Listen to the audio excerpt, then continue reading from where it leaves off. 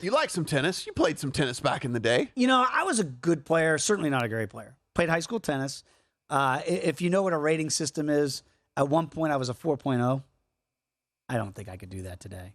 I'm getting a little bit up there. But I loved playing tennis because it was the one sport as a short guy that I felt like I could unleash forehands. And I could be like Diego Schwartzman out there. Short little guy. The height really doesn't matter, right? Yeah. Novak Djokovic is the type of guy who's played his whole career with a chip on his shoulder. Why? Because he's not Roger and he's not Rafa. And he always knew he wasn't the most liked. He just doesn't care.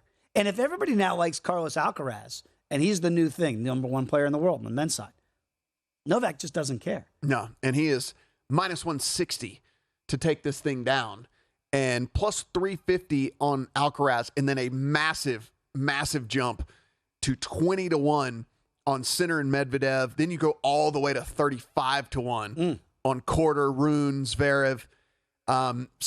Listen, I would love to sit here and try to wax poetic and tell you all of the different reasons why Novak Djokovic isn't going to win this tournament and why you shouldn't make a minus 160 bet on Novak Djokovic, but I just can't do it. He's the best on this surface in the world. He has been the best on this surface for a while. Listen, we're talking, you got to think. Fed hasn't been around in 5-6 years. He hasn't been that guy in a while. And so it's been Djokovic, and you look at this, he takes care of Alcaraz on Alcaraz's surface, and now Alcaraz has to come over to his surface. I just don't see it happening. I don't see a path. Listen, are there some guys who are kind of up-and-comers? Absolutely. Listen, Korda is showing that maybe he's going to be a player, to be reckoned with down the line. I certainly think that he is a guy that we like. Taylor Fritz is a guy that has had some success on this surface. That could he go absolutely nuts and at 40-1 even find himself in a way where you can kind of hedge off of him to make sure that you make money? Yeah. I think so. Certainly with his draw, I think as well is something you could look at. But if you're talking about you just want to make one bet and you want to sit back and 2 weeks from now go in and just watch the money show up in your account, you're just going to take Djokovic. Now, I want to make some cases for some longer shots. Okay. Nick Kyrgios, as we know, is curious. They should just call him Curious Kyrgios because he's as talented a player as you have in the men's field. Hasn't played a lot of tennis recently. He was in the Wimbledon final a year ago and got a set on Novak. And then it just felt like just couldn't maintain it, right? And mentally, those are the questions for Nick Kyrgios. But he is 40-1. And the other guy I just want to ask about, who's everybody going to be rooting for at the All-England Club? Andy Murray. Won it a couple times. They used to be called the Big Four. Andy Murray was the four of the Big Four after you got from Raja and Rafa and certainly Novak. He's not that guy anymore. Retired. He's come back. But he it's weird about form because really this is his tournament. It is like when you go back to Pete Sampras's day, and certainly, Roger was the king of grass. That's what we thought.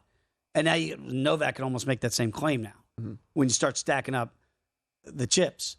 But I do look at it and I go, I wonder if Andy Murray can turn back the hands of time one more time. Yeah, he won 2 tournaments, warm-up tournaments here, but then he ended up losing in the third one. I certainly think that it would make for a fine story. I just don't know if he's going to be able to get it done. The thing about Kyrgios is this injury situation, right? He pulled out of the French, and he says he's fit to play, but, tennis is...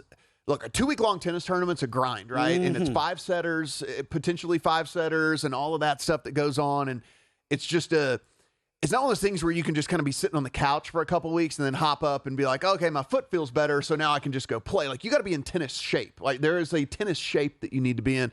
I just don't know if he's going to be able to be there. On the women's side, I do think it's much more wide open. Of course, Iga is the favorite. But not her surface. Not her surface. The only problem I have here with taking, I really and truly, before the draw came out, I really did want to back Rybakina, but she has a death draw in this thing. It is just so incredibly tough for her. She has to go through so many good, Iga's on the other side of both Rybakina and Sabalenka. And so it's at least the path for Iga to get to the finals is much, much easier than it is for either one of those other two ladies. And so that's why it's real tough for me to want to back either one of the other ones. Listen, Rybakina, I think she can get it done for sure. At this point, though, with the draw at 5-1, I wish it was more 7, 8, ish, something like that, because this is going to be real tough. Go to VEASAN.com/subscribe to become a VEASAN Pro subscriber today.